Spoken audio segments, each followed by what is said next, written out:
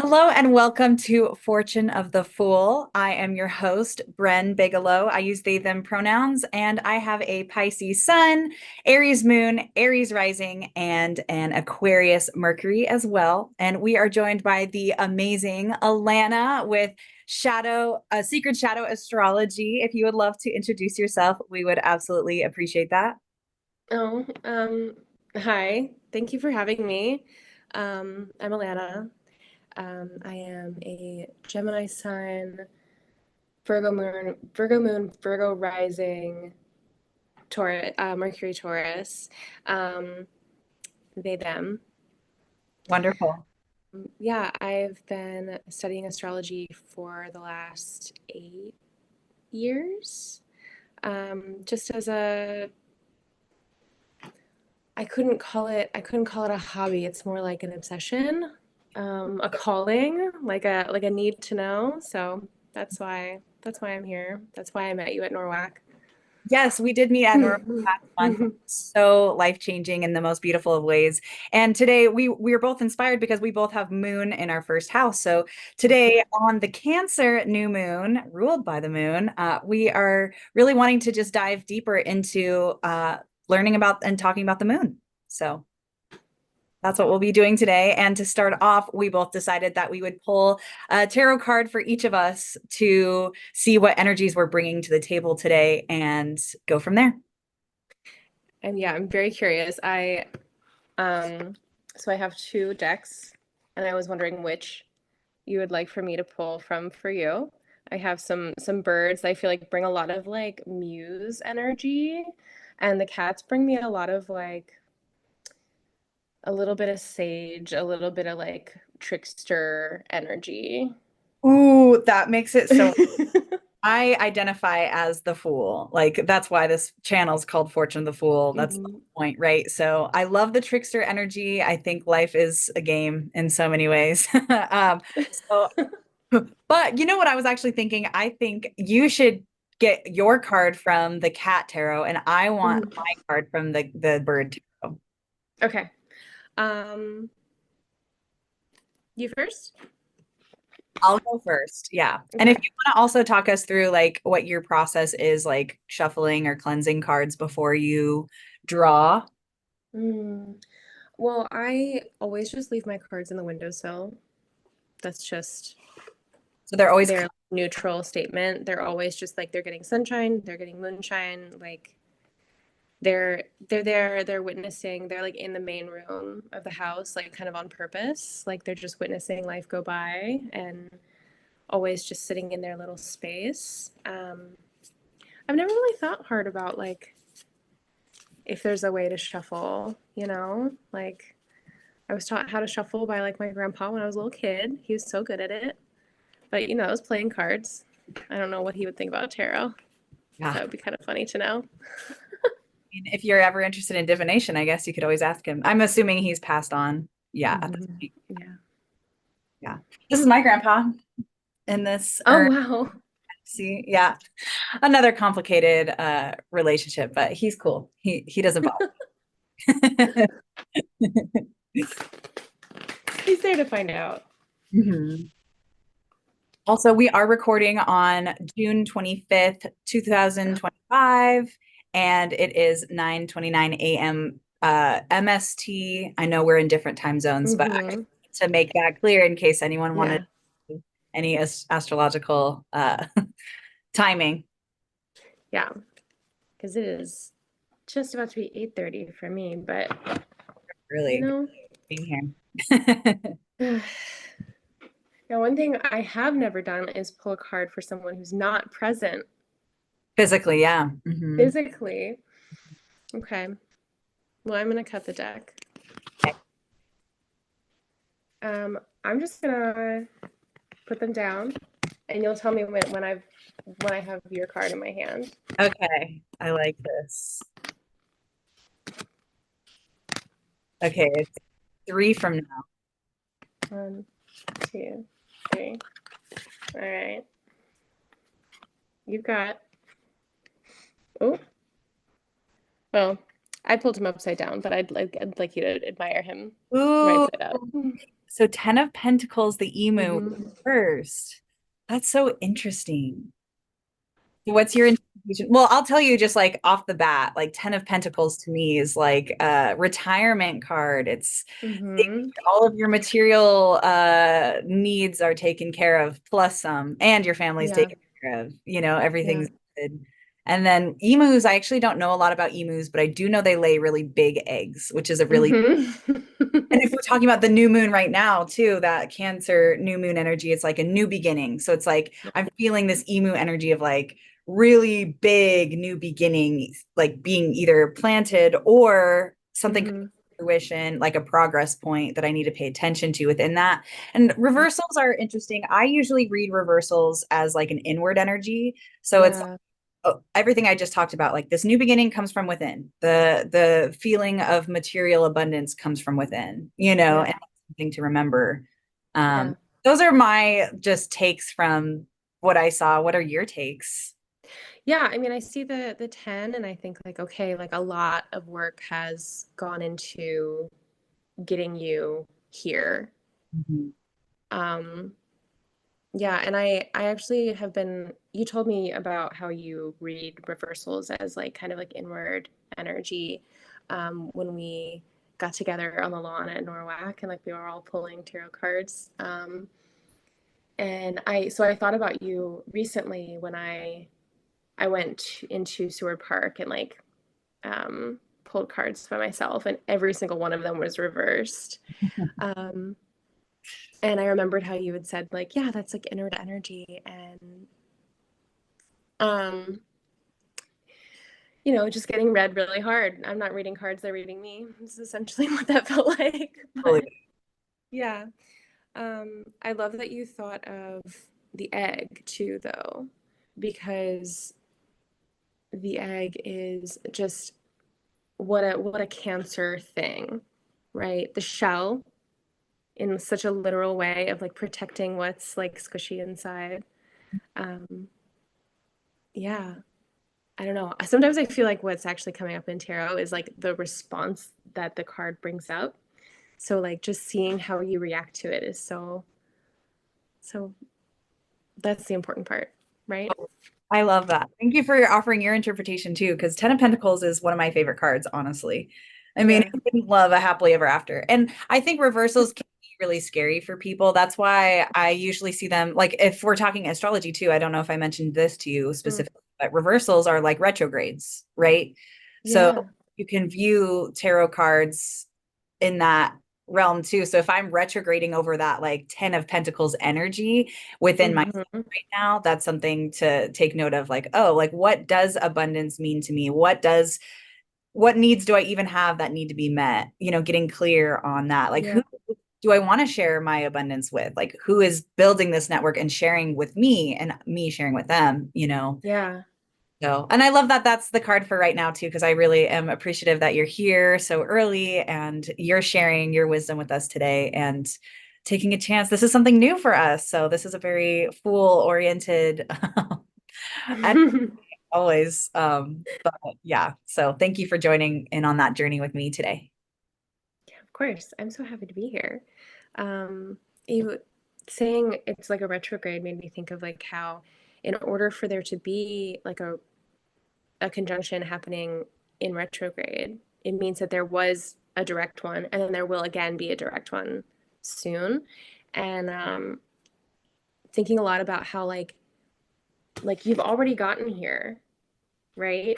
Because it's here. Like you already made it to this. And now it's this time to like reflect and really understand how much you've gotten to this. Definitely. I love that. And gratitude is such a big part of everything too. That's why I love retrogrades too, because it makes you review like you're making decisions. Are you seeing the progress? Are you seeing, the truth? And are you seeing, yeah, what is in front of you to be grateful for? Because there's always like with this project specifically too, I'm like, oh, I want to keep going and I want it to be like a huge thing and I want people to see this. And it's like, well, you have to start somewhere though. Yeah. I have been building so much everywhere else that this is like it seems like a culmination of all the hard work elsewhere, but it's like you're not really seeing, you know, the end result. But anyway, Yeah, it's a progress. Life is always a journey that we need to enjoy. It's not somewhere to get Yeah, to the end of. exactly. Exactly. I've been having to tell myself that a lot recently. So, um, Well, yeah, yeah. what card are we gonna pick for you? I'm so excited to see the energy you're bringing to the table. We got the cat tarot. These cards are so silly. And from the very first time I used them, they've like known me so well. It's like just a lot. Um, yeah, I think I found these in like the tiniest little esoteric shop out here, and they had like 20 different tarot sets, and I'm looking and I see these and I know in my heart that they're mine, but I was like, "Oh, that's so silly. That's so silly." And I like didn't really I wanted like a really cool, beautiful, very serious tarot deck, but it's not me. It's not me. So I had to get these. They're cute. We belong to each other for sure. Okay. What energy am I bringing today? We'll find out. We'll find out. I've got. So this is Two of Pentacles. that's What it is? it's the these are hard to read because they don't um so Pentacles is like treats. That's cute. Yeah, it's 9. It's the Oh, 9 of Pentacles. oh, the Nine of Pentacles. So, Can we see yeah. it again? The nine. It's the Nine Yeah. of There's a Pentacles. 9 down here. And then there's like 9 inside here. There's always like the correct number in the card, but It's just very hard. hard to count. Well, if But you show that card to us again, I find that so interesting. You got the Nine of Pentacles, I get the 10. mhm. So we're talking about material reality of things, which is Yeah. interesting because you and I like very much like lunar people with that moon in the first house. I was talking about the moon today. The moon is something that's hard to put into physical reality in a lot of ways because it's so emotional and it's Mm. more feelings based rather than like, okay, I physically see an object in front of me. So it's kind of I would say the moon is so physical. tell me She's more. Oh, like the she's body, I guess. entirely yeah, it's the body because our feelings are like the reason that the moon is about our feelings is that like our feelings are physical sensations in our body, Wow. right? So all that is all very physical. I'm so glad you said that because now I'm like thinking of things a little differently. Well, and the moon literally is your physical body in so many Yeah. ways, like you were saying. And it's so interesting that maybe in our society, like I'm trying to figure out why I like have been kind of thinking about things in that way. So rigidly Mm, in this society, like physical things to me seem more like money or mhm. things like that. But like your body is your most valuable resource in so many ways. That physicality, knowing what you're feeling is an invaluable resource, and knowing what to then do with that or alchemize those emotions towards something productive rather than just, Mhm.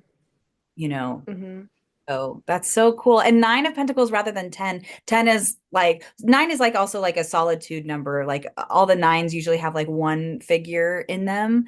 So Mm, showing up and also kind of a similar energy I'm feeling for you is like you've built a lot on your own. And this is mm, like a culmination of like all of the things that you've learned and now you can share it. And it's really powerful and beautiful. I love the Nine of Pentacles. It's a great card. mm. I'm so tickled that we just pulled the 9 and 10. Me That's too. so funny to me. Um, yeah, With that's really cool. with the new moon too, I'm always thinking about beginnings and endings. They're one and the same. So a new moon is really that beginning ending energy. It's like the last Yeah. you were talking about how you had a really big release yesterday, right before the new moon exacted this morning. It's like, Yeah. yeah, let's get rid of that. Like as the moon is waning, let's get rid of stuff, let's release stuff. And now that we're actually in the building stage again, now we can start new things Mhm. with that. Yeah. So Yeah. endings. We're ending things 9, 10, coming Mhm. to new beginning here. That's cool. I love that. Wonderful, wonderful. Is there anything else you'd like to share about the cards before we move forward with talking about the moon and whatever question you have a question for me? I have a question for you. No, I love that. I haven't done like this practice as like a beginning a conversation with like asking the cards. So that's such a that's a great thing to do, and I love where that went. Yeah. Me too. Um, Well, and maybe you can take that information for your new moon general message as well. I'm mhm. taking mine as that as well. So Mhm. Pentacles, new moon. Okay, let's see where else that's taking me. Mm. Ooh, yeah, I know that this one was like this moon has been it's felt really intense. I mean, Jupiter's there. It's making such an exact it so recently made an exact square with Saturn and Neptune. Um, We've got a lot of astrological energy going on. it feels like a yeah, it's a lot. It's a lot. Um, Shifts, a and lot of squaring, a lot of tension. We have Uranus moving into a new sign next month, very soon. and that's like so soon. You say like next month as if it's like 30 days away, but it's like next week. Yeah. Yeah. So It's I'm not nervous. It's fine. was that Yeah. sun, you're ready. Well, you have Gemini energy. Yeah. Well, I mean, as soon as it crosses into Gemini, it's conjunct my sun. I'm a first degree Mhm. Gemini sun. So I'll find out personally and I'll let you know. Okay, please let us know. You'll be the main character with that. And that's in what house for you? That's in your 10th house, right? Yeah. Yeah. Yeah. I'm excited for you. Maybe career shifts. It seems like that's going to be the thing. Yeah. I'm asking for that. That's what I've been like really um trying to work towards. And this is like, what I talk to folks when I work with clients one on one, it's like, this the transits, the astrology of it isn't like this decided thing. It's just like the energies that are available, and it's like, how are you going to use that? Oh, So that's the whole thing. That's the whole point for me in how I work. But um, I have a question for you about the moon that I yes, think you're going to find very interesting. yes. Why are we all in love with the moon? Ooh, what a question. Yeah, I've just I've been thinking about that ever since we decided to talk about the moon together. I've been like, that is the question that has just been on my mind. And I think everything else that I ever have to say about the moon starts there. With a love. We all love her. Mhm. I don't know a single person who is in touch with their own feelings, who ever can just see the moon and keep walking. Like, you have to take that moment. It's like, oh, there she is. And Yeah. even if you're really busy, you're like, oh, Yeah. she's there. Yeah. Yeah. That's so cool. That's so interesting that you're bringing that up because I talk about the moon all the time.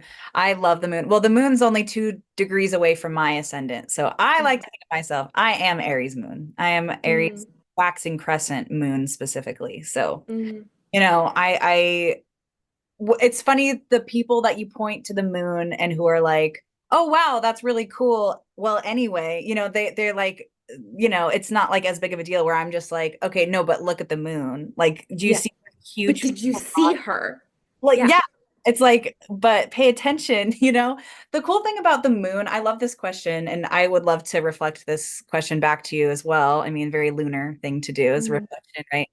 I think the moon's really cool because I mean, on a profound like ancestral level too, it's like one of those like celestial bodies that it's constantly in our lives, but it's not in the Mm-hmm. same reliability like the sun. The sun will rise in Mm-hmm. the morning and set in the evening, usually depending on where you are in the world. But like the moon is a lot more unpredictable. I mean, if you are familiar with the cycles and things like that, like it's reliably unpredictable, with Mm-hmm. phases, things like that. But there is a mystery about it. I think everyone loves a little mystery. Um, but she kind of comes out as a surprise sometimes, especially if you're not following the lunar cycles. It Yeah. does surprise a lot of people, like, oh, it's a full moon, like that makes so much sense, like there's so much going, Yeah. like people have like some sort of like ingrained relationship with the moon, and also the moon is what, causes the tidal waves and movements within our watery bodies physically. So talking Mm-hmm. about physicality, it's also dictating our emotions in so many ways, so it has Mm-hmm. this huge impact on us whether you're conscious of that or not. And Yeah. consciousness, that's a whole thing with the moon too. It's like we can never see the dark side of the moon. We can only see reflections of one side of the moon Mm-hmm.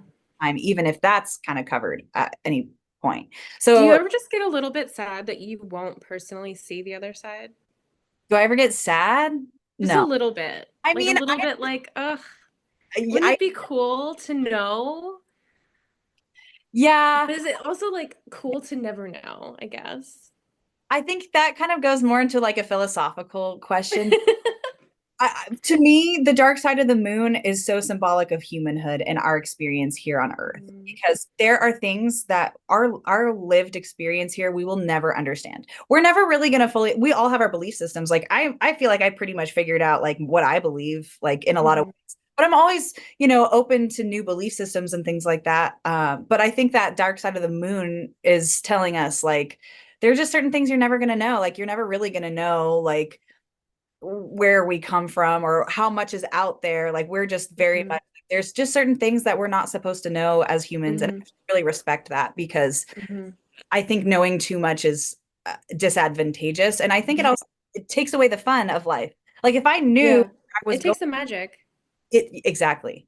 Yeah. I think the unknown is something that we are, and that's the whole point of this podcast and this like this channel too, is like how can we just like embrace not knowing? How can we Yeah. embrace being a beginner, like just dealing with what we do know and bringing, yeah, I don't know. Yeah. So it seems like you have like a different feeling though about like that sadness Well, of, I think I just want to know things. Like I just have this curiosity of like I know that if I know the things, it'll like uh there's something I think destructive in measuring every single thing we can.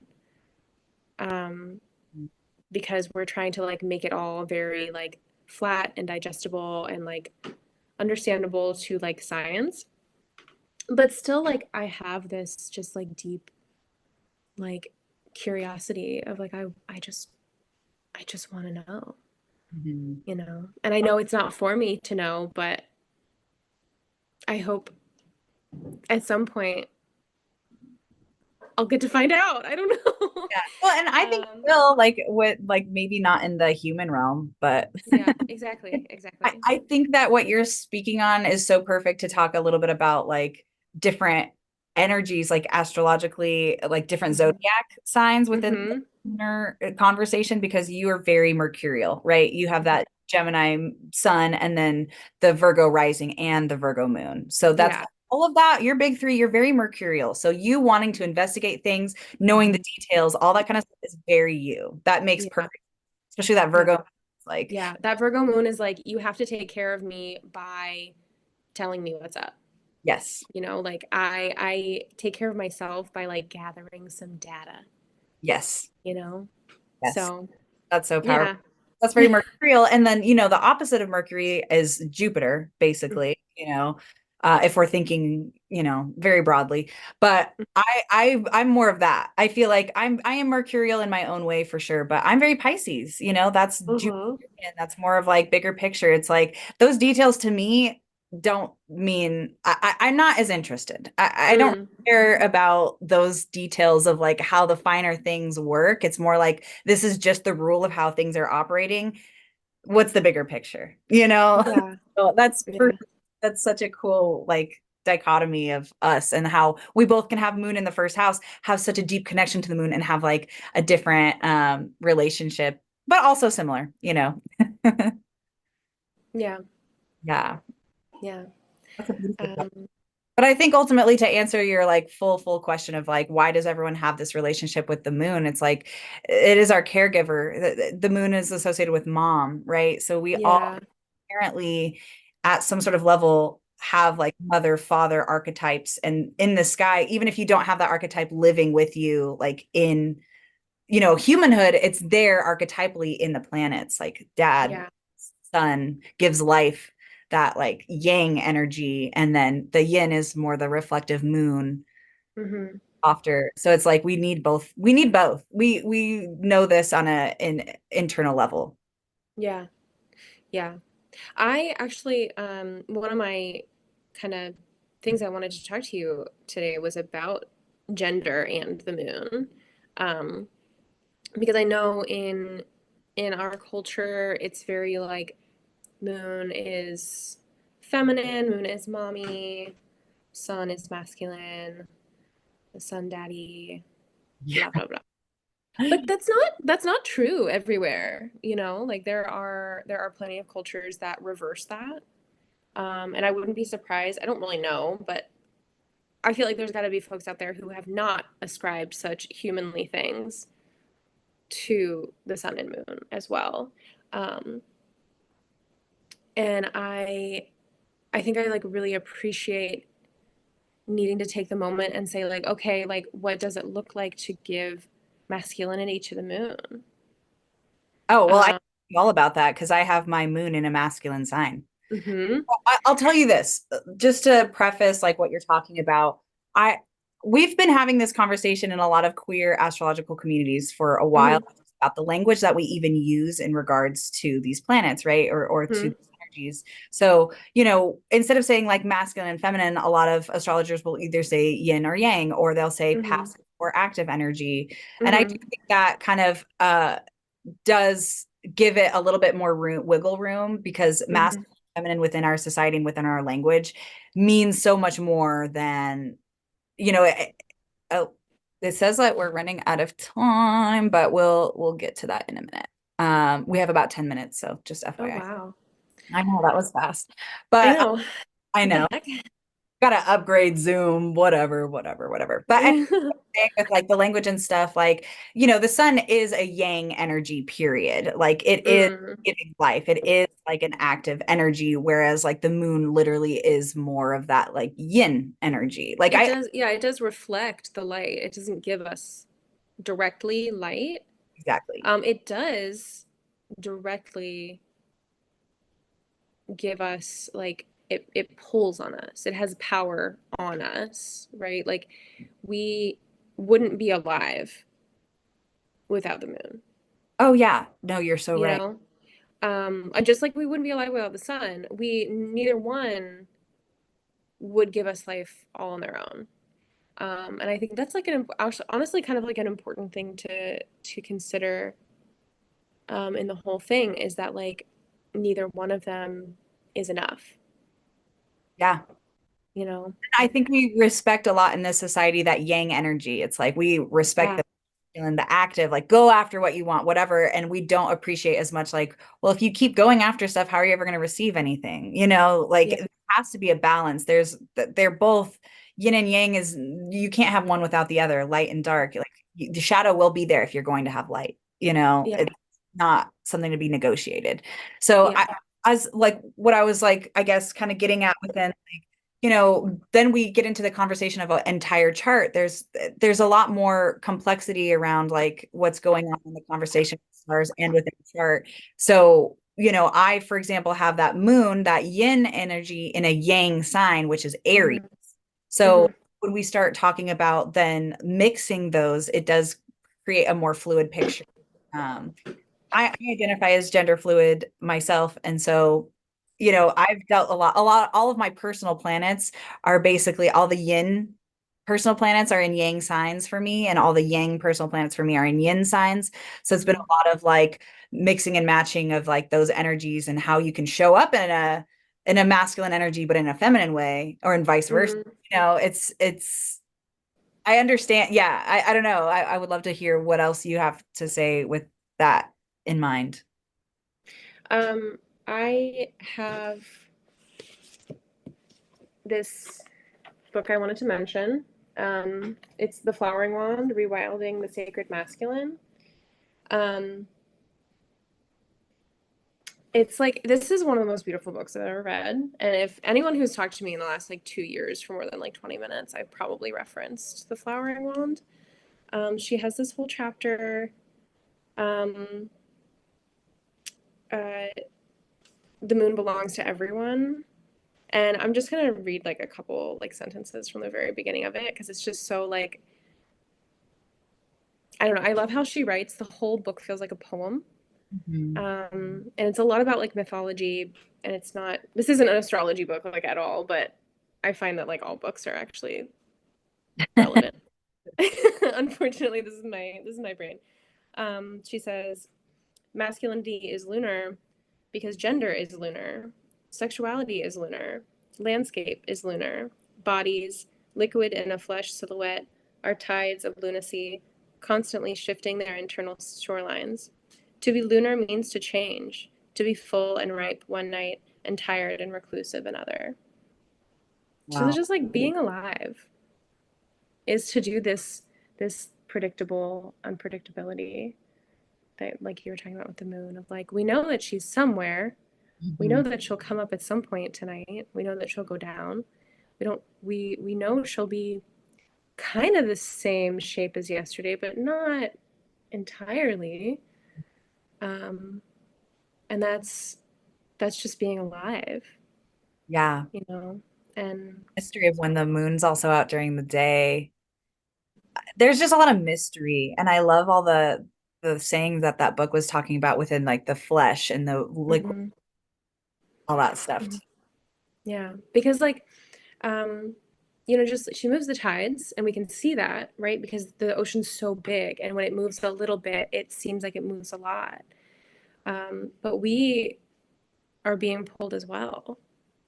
And I think that's part of why we don't know this like on a conscious level, but I think we feel it. I think that like when she's out and we can see her, it's like this actual pull that we feel. It like mixes in with the earth itself when she's not like above us. But like when she's up in the sky and we get this like I think on some level we really can feel that. Oh Like yeah, how I she agree. has that gravity is there and it touches us. Definitely. Well, we Um, are what, 70+% water? Like if yeah, the moon is moving the tides of the oceans, how could it not be influencing us at some kind of level? yeah. How could it not? So there I'm here to talk about like, yeah, of course, yin, yang, active, passive, or active receptive. I think I like receptive. Um, but there's it still doesn't like get the full picture somehow for me to go in that way. And I wish I had bookmarked. I have yet another book next to me. This is Belonging, um, Remembering Ourselves Home by Tokapa Turner. And she has this whole section about, she has a whole chapter about, um, it's called The Inner Marriage, um, where these two different parts of us, we're supposed to like cut off one part, right? Um, we're supposed to be like one type of person instead of our full being, and leaning into having both, everyone, even if like we're still living in that outer appearance elsewhere. But where is it?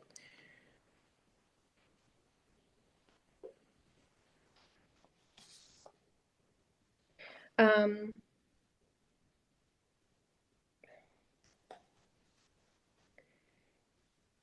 it's it's way too long to read the whole thing, but I think the whole point of it is, without the balancing influence of the other, both yin and yang have the potential to stray into their negative aspects. um, Without the active, discerning objectivity of yang, yin can become stagnant, lost, paralyzed, and overwhelmed. This is why when we might feel possessed by our fears and anxiety, allowing our emotions to get the better of us. And I think that that's interesting by itself, right? Because we're taught in our culture to not trust our emotions, but our emotions are like our our greatest source of truth. Definitely. So Yeah. When it Um, rules our life, our subconscious can definitely rule our life if we're, emotionally acting and not knowing the root of that. It's still going to control us or impact us. It just, if we're not conscious about where that actually is coming from, we might be more destructive in how we use that energy. So, for example, like if I'm insecure, like in a relationship, for example, and I'm like, my behavior then, because I'm feeling insecure and I'm feeling threatened, I might like overprotect the partner or partners, whatever, or get mhm, jealous and like start, putting up boundaries or limitations on this person, even though my true thing is like, I'm just insecure because like I, I lack trust from childhood or mhm, attachment issue, but if you, address the attachment thing, maybe I could have a healthier relationship, mhm, It's just like one example of how that could come out, I suppose. So to summarize kind of what we were saying is, just to keep an open mind when it comes to the moon and energies, because, maybe in our society, the moon is a feminine principle or whatever, but actually it's a little more complex than that. And different societies and cultures think of it actually differently. mhm. Cool. Yeah. I love that. Yeah. Yeah, and I'll say what I just said, that everything's non-binary, because if every coin has two sides, like that's it. It has two sides. Like they're both there. Yes, it's one coin. Always. Exactly. Yeah. I think it's Um, really beautiful too, because I know that a lot of people, the argument for them with like gender within, society is like, well, there's a male and a female that you need to come together in order to create new life, right? mm, What I was presented with recently as an argument was that we all have yin or yang, feminine or mass or female and male within our own self. So then yeah. we can also create things within our own life. It doesn't have to be like a whole new human life necessarily, but we need both in order to create something new. We need that receptivity and we also need to take that activeness energy Yeah. as well. Yeah, whatever it is that we're creating and nurturing, it takes both, like, listening and understanding and action. Mhm. So there's like the receptivity and the like active principle as well in like everything that we're doing. Definitely. Yeah. You can't just do one in literally any part of your life. So, or you There's could, and you could probably be sad. yeah, it's not all black and white. It's not all, you can't be like 100% receptive. Yeah, 100% active. It's not how. Hmm. Hmm. Just like um at Norwalk, we were saying, who was saying in their lecture, we are all students and we are all teachers, Yeah, like in every conversation. we are. If we're Yeah. open-minded enough. I mean, all the good teachers are, also students, but Yeah. some, depends on where we're at Yeah. as well. Yeah. But Um, I love that. Are there any other topics that you wanted to speak on with the moon? yeah, so I actually like was wanting to talk about like the act of making moon wishes. Ooh, let's talk about it. That's kind of the original like goal that I had when I started writing my moon letters, was just to remind my friends to make their moon wishes and like kind of give them little prompts of like maybe consider wishing about this time. Um, I was very inspired by the book Power Wish by Keiko, and I don't have a copy of it, so I can't just like be a Virgo and read out of it. Um, but she has just the best advice for kind of like connecting with the moon and asking the moon for like whatever it is that you need. And I think that it's about a little bit about this like receptive and active principle where the moon brings down energies to us, but she also brings energy from us back out. Mm, Mm, like our personal little satellite dish. Um, so yeah, I mean like when you think when you look at a lunation happening, right? Like you want to look at what was the moon most recently connected with, and then what is the moon going to connect with immediately after connecting with the sun? Mhm. Because that tells you a lot about like what energy is she bringing in, what energy is she, where is she going to take your message?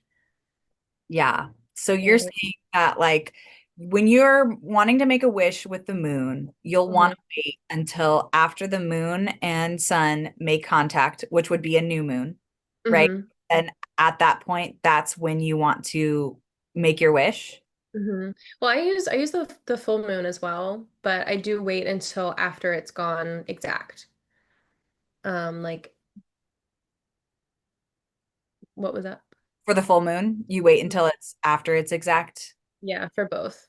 For So both. So like yeah, let's today after our yeah, audio keeps talk cutting about out, I'm sorry. no, that's okay. That's okay. So I just want to get clear because how I use the moon is Hmm. a new moon, you make a new intention. Hmm. They come within like 6 months of time. So today is the new moon in Cancer, right? So 6 months from now will be the full moon in Cancer.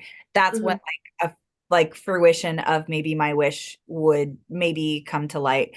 But for like a full moon, I usually use that as an opportunity to release something. So, you know, new moons for me is like bringing something new in. And again, very generally, because it also depends on what else is going on with each specific new moon astrologically with the other planets that are having a conversation with it. But then the full Hmm. moon is like something to release. Like after it Yeah, exacts, that's what I want to get rid of. That could be a wish. Like I wish to get rid of yeah, insecurity, whatever. But then the new moon is I wish to bring in more confidence. I yeah, guess I just want to know like what the specifics are for you within this process for our listeners. totally. I think one of the biggest things I took away from the book I mentioned, Power Wish, um, is her advice on how to write a letter to the moon, to make a wish on the full moon, because you write that as if you have already received the thing that you're asking for. So a year ago, when we had the Capricorn full moon, we had two Capricorn full moons last year. Um, but on the Capricorn full moon, I said, thank you for my new house. Thank you for my new living situation. Thank you for my new housemates. Thank you for like this opportunity to live more in community. I did not have that yet, but I have it now. That's powerful. Yeah. Um, and For the yeah, Capricorn full moons. what's that? That was for the Capricorn full moons. Hmm. Yeah. So a full moon, you always write as if, well, the advice that I have taken from Power Wish that I share with everyone because I think it really, obviously, I think it works because It did. it did for me. There's been a few things that it's brought me, but to just like really be full of gratitude for the thing that you already have, even though you're asking for it in that moment. Hmm. That's Yeah. cool. So do you, because it was a Capricorn full moon in particular, so that was in your fifth house, right? Mhm. Capricorn's in your fifth house. Um, Mhm. so I guess I want to ask, like, do you associate your wishes with the house that it is uh associated with within our personal birth charts? Because Capricorn for me is in my 10th. So would you and I maybe want to make different wishes on the same full moon? I would still keep in mind the sign. And that's why, last summer I felt like the Capricorn full moon was a place to wish for a home, right? To like have a place to build foundations. Um, I think both are important, The which house is sign. so obvious, so honestly, like it's my so often my answer to like everything of like both. Hmm. Yeah, both are relevant. Um, and I think that's kind of like what shapes us as like having different rising signs, right? Because when I'm talking about Capricorn, I am also talking about my mode of self-expression, right? I'm talking about like how do I relate to my art? How do I relate to my romantic partners? Which like that is very Virgo rising of me, you know? And I know that when you talk about Capricorn, you're talking about your career. You're talking about the public perception of you. Mhm. And we're still talking about Capricorn, but we live through that in such different ways. Mhm. And I don't know if you've ever done this of just like kind of like think through each sign in each house. Like you start with like, okay, like I have someone who's a Pisces rising. Like let's think through what it would feel like to have, Gemini as a fourth house. Right, right. Right. I love thinking through that whole thing because it's like that's the experience, and it like when you connect them all back to being like that's what a Pisces rising is, Mhm. it really illuminates a lot for the people that you'll meet. Definitely. Um, The yeah, rising sign is the most important sign that I like to know about someone right off the bat, yeah, personally. yeah, Tell me so much. Yeah, because exactly what you're talking about. Like, how are you experiencing the home life? And this is all whole sign, obviously. I know there's other yeah. like, methodologies of viewing astrology, but if we're just talking about the basics of like archetypes of a rising sign of a person, like how are you Yeah. showing up? How are you relating? And it Mhm, obviously gets more complex the more we look at the rulers of each house and things like that. But like, where's your Saturn, for example? Because I know it's in Aquarius, right? So mhm, that would be in your sixth house. So I mhm, just wonder if you're making a wish on a Capricorn mhm, full moon, mhm, not only are you talking about the energy of Capricorn, but you're mhm, also, for you specifically as a Virgo rising, you're also thinking about your fifth house. But mhm, also, you have a Capricorn's ruled by Saturn. So for you is in Aquarius in your sixth house. mhm, This new, whatever wish that you're making could relate any of those topics, mhm. or maybe all of them. Yeah, So for exactly. you, like sixth house day to day living situation, because usually I think of the home as like fourth house, but like, for you necessarily, like that's where you're going to be spending most of your day, sixth house stuff. Yeah. You build and create through your community, so you kind of probably want to live within that realm. You just made me realize something about this whole thing is that so I live in a house that my friends bought last summer. Mhm. And at the time, I was working as a house painter. Mm. And so they hired me. I've painted the whole house upstairs. So that was my work. This house was my work before it was my home. Oh my gosh, Ugh. that's really, Anyway, really I neat. hadn't really connected that as like, yeah, that's very sixth house too. Yes, it is. Yeah. Yeah. So that's really neat. I appreciate your view on making wishes on full moons because these are two opportunities you have every month. You have a new moon every month and you have a full moon every month. There's two opportunities every single month that you can consciously sit down and just be like, what do I want to bring in? Yeah. What have I brought in too? I feel like it's not only important to make a new wish, but also take stock of what has come to fruition. If you've made wishes before, what Mhm. has come true and what hasn't, or what hasn't yet, you Yeah. know? Yeah. So what's still like gestating? Mm-hmm. Yeah, I try to think of the moons as not necessarily like I'm not like if I make a wish on this Cancer new moon, I'm not really planning it out as like I'm going to receive it with the Cancer full moon. Um, and that's probably just because of like, we all learn this stuff in a particular order, right? My experience of all of this is so just rooted in the order in which I've learned things and like what I was exposed to. Um, and I never thought to be like, oh well, I'll get it in 6 months. Um, I think that would really shape what I wish for if I Oh, had doing that. if you But want to hear kind of a little bit more of like my technique, what I yeah. do is we have a new moon event here in Denver every month that I run with my friend Lily. It's really fun. And so what we teach is basically, okay, where in your chart is this new moon happening? So this one's going to be in Cancer. So you're going to want to look in your chart. What house is Cancer in for you? So for me, I'm an Aries rising, so it's a natural chart, whatever. So fourth house for me is Mhm. Cancer.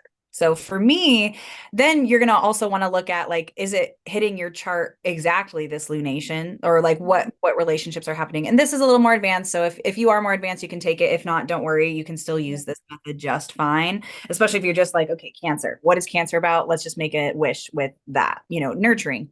Cool. Like, period. That's it. Doesn't have to be this intensive, but as the more that I learn about the moon, the more that I do want to be conscious and like take into account these details because it can make a more colorful picture. But for me, this new moon actually happened right on my IC.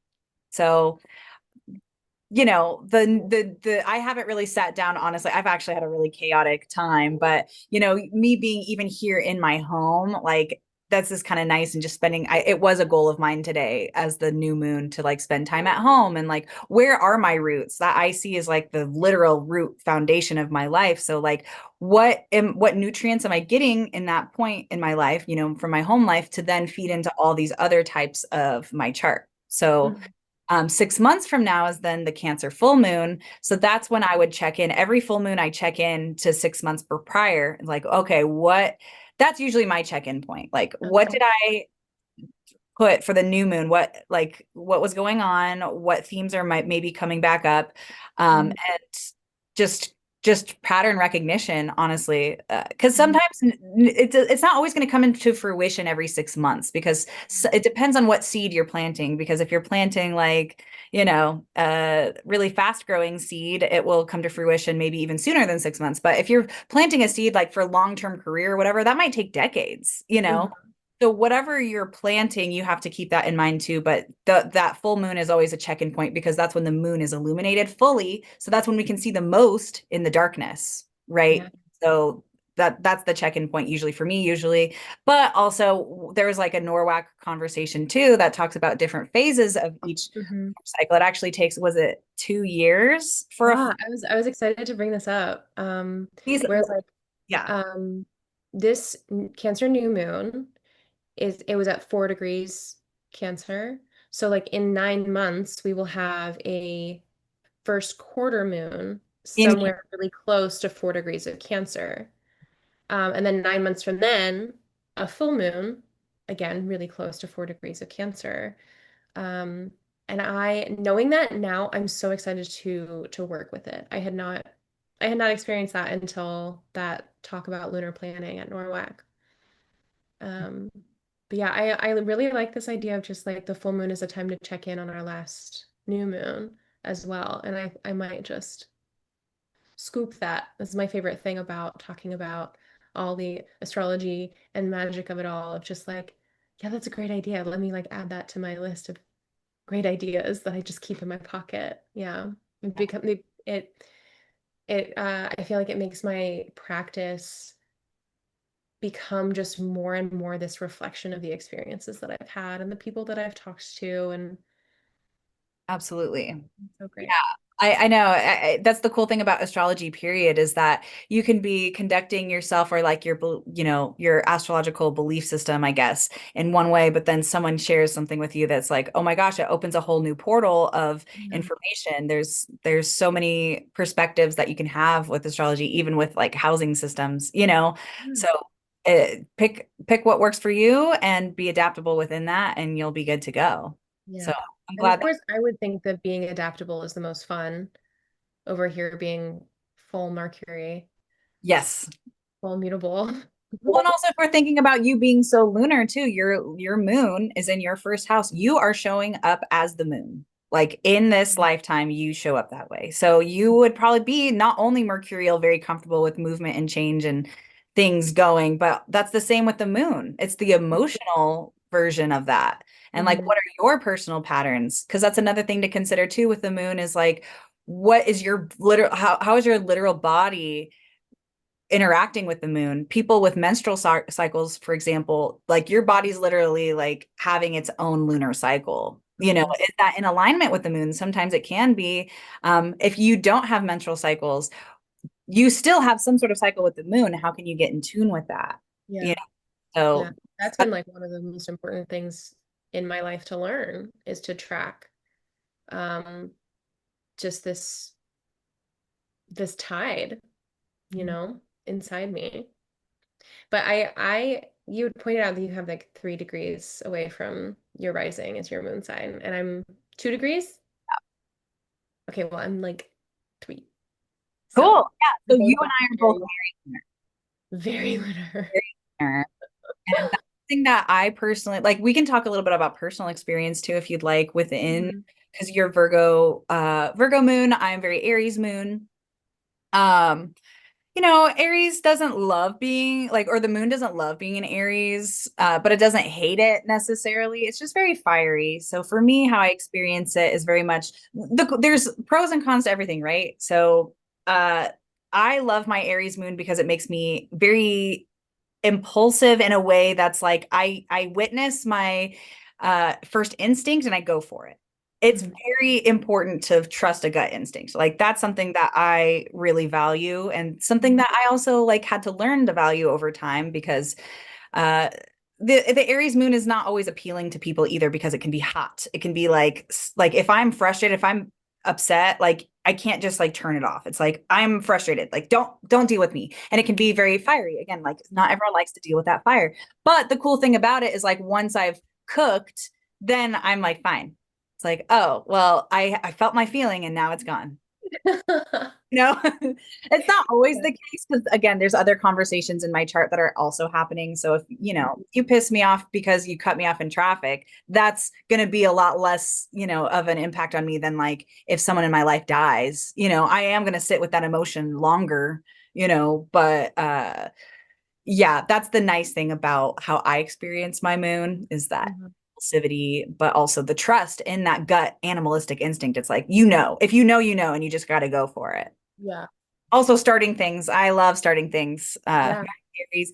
Finishing things is what I'm working on. Well, actually, I'm fine with finishing things mostly, but it's about prioritizing. It's like, Mhm. what actually do you want to go to completion, and what do you just want to start to have someone else finish, or Yeah. you What do know, you want to like kind of insight with a group of people and let it happen? Or what's like yours too to like see all the way through? I'm married to an Aries moon, so yeah. I Hmm. witness all of that very, very up close all the time.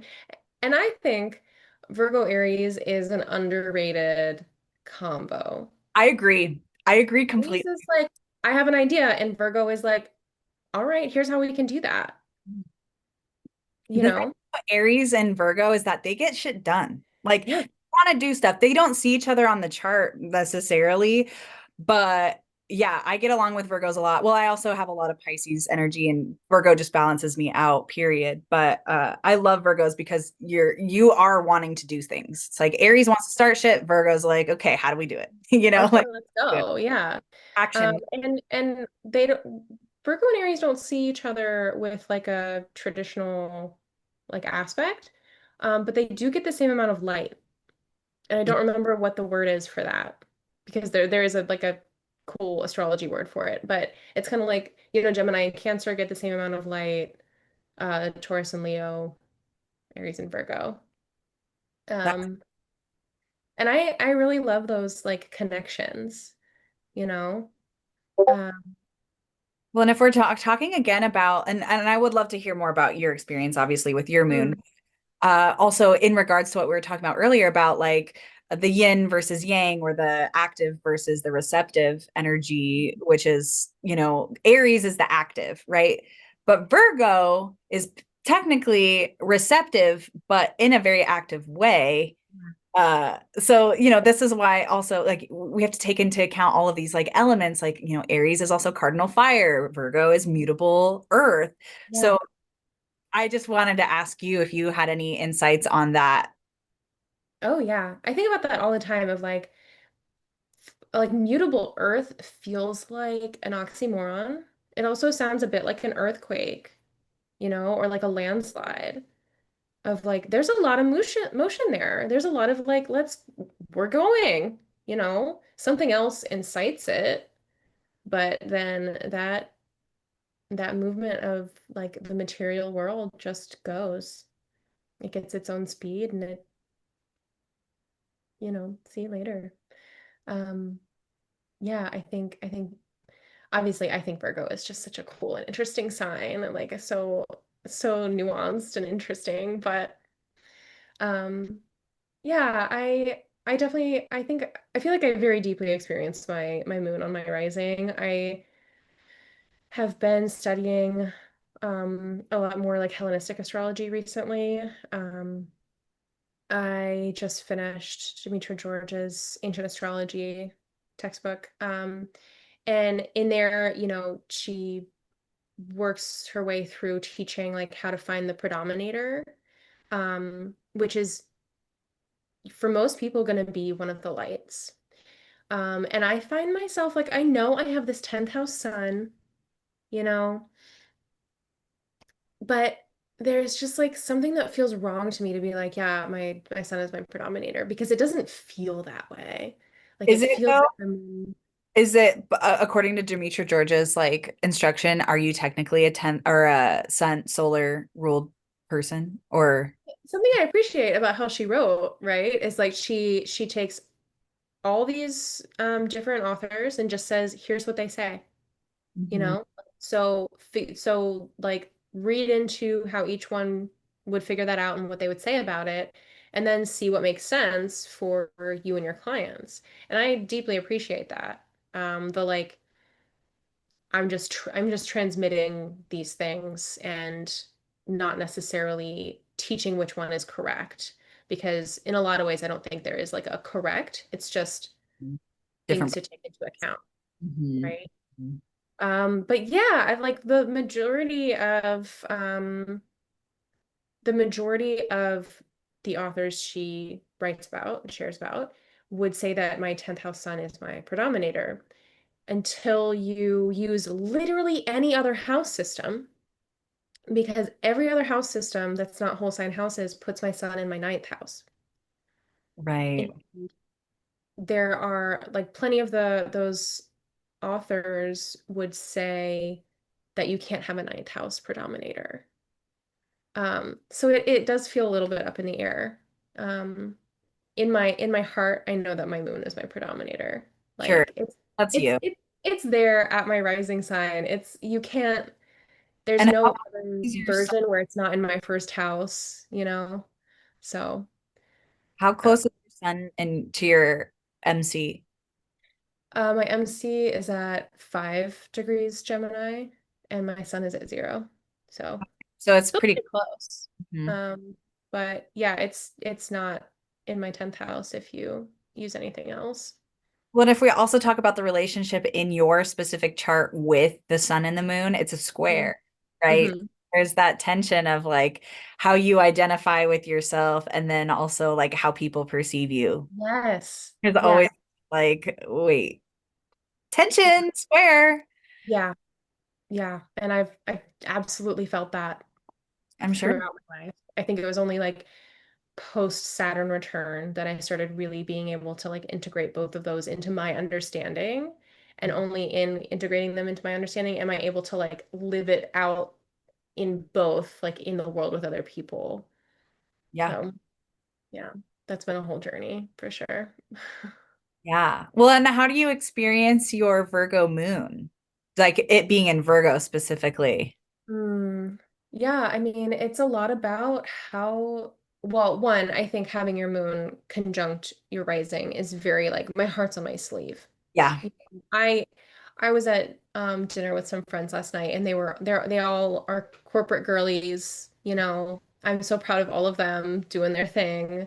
But like the way they talk about being in the office and like needing to control their face when like someone says something stupid and I'm like, it is my right to make a face that matches my feelings, okay? Like I cannot, ugh, the idea of like I can't control this. Like, this is just me. There's no separation between my feelings and what people can see on the outside of me. Like, I don't know. I don't know if that resonates with you as Yes. also moon rising conjunction. So, Yeah, yeah, definitely. there's no way I could like live in that space, you Mhm. know? Well, and it's so interesting too with like Virgo specifically because Virgo's like known as like a judgmental sign. So it's Mm, also I don't know, I could just see it. And like yeah. with the Aries fire moon in the first, like I feel like yeah, it can be a fiery expression. Like people can Mhm. take it personally, but it's like I don't know, don't say stupid shit and I won't make a face. I don't know. But Yeah, that's what I think. yeah. Yeah. Um, And any other things about like Virgo specifically? So you're talking a lot about just the moon in general in the first house. Like, how does it express itself in like a Virgoian way? well, I definitely feel my feelings in my gut. I don't know if you've read too much into like the medical side of astrology, but like lining up the signs with each part of the body. All of my feelings, I have a stomach ache. You Hmm. know, I like it just lives there in my body for sure. Um, and I take care of that by like doing very like practical things for myself. I'm like make myself that really safe space to be able to like feel the feelings.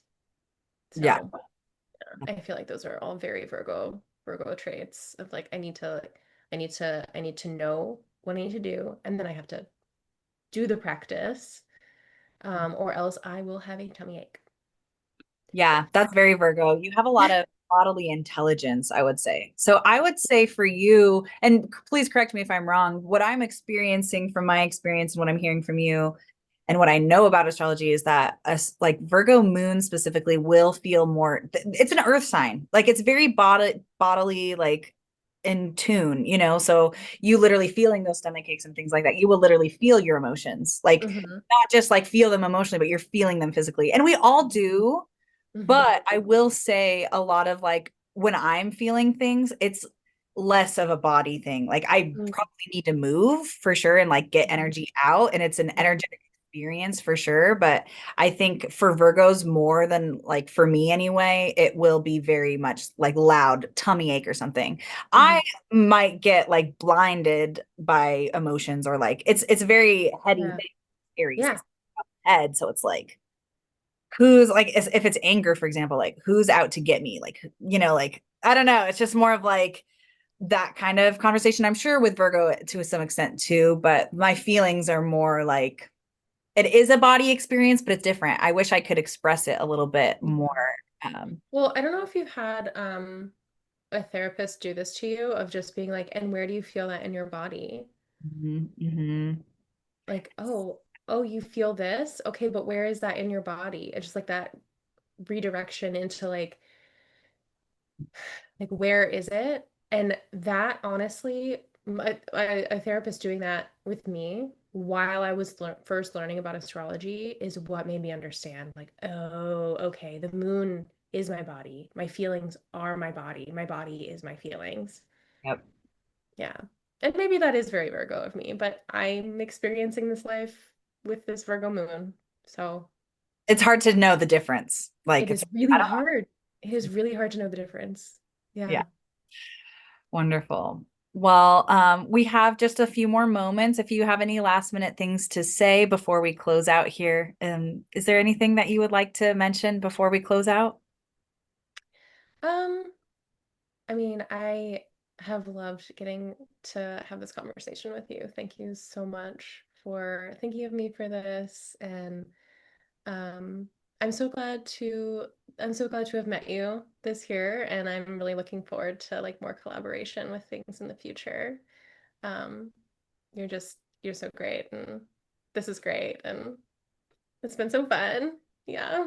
Yeah, thank you so much. And I am just so impressed with your amount of knowledge. I feel so grateful to also know you and you're, you know, starting up your own projects. And I know you're a professional astrologer, which we'll get your information out there so people can Mhm. contact you if they want to get a private reading or get to know you more. I know that your lunar emails are super popular with your clientele, which is a great resource to have. Like every month you get an email saying like, hey, this is what's going on, and just having a conscious moment of like how is my life being impacted, because a lot of this stuff can be put under the carpet or whatever. It's just like I can deal with that later, whatever. But it's like Yeah. every month, if you do that every month, it's going to add up, and then it's going to be a lot more work than if you take a moment every month to like be conscious, like, oh yeah, like how am I feeling, checking in with yourself.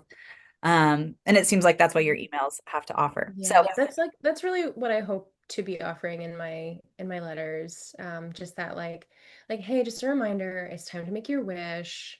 Like here's what's going on in the sky right now. And I essentially it's like a horoscope to go by rising sign, but I think of them more as like just like journaling prompts.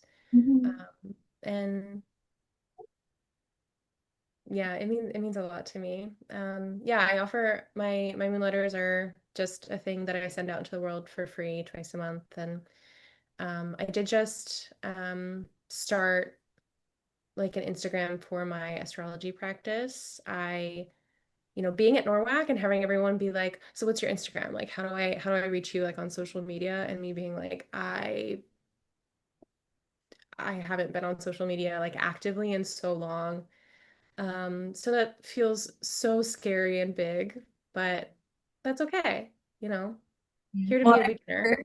if we're going back to the cards from the beginning. You got the Nine of Pentacles. It's like, hey, you're Mhm, building something that is sustainable, mhm, and if you build something overnight, it might not be sustainable, and you're building with, that consciousness and mhm, authenticity within mhm, yourself, which is really powerful. So, mhm. yeah, how can we get a hold of you?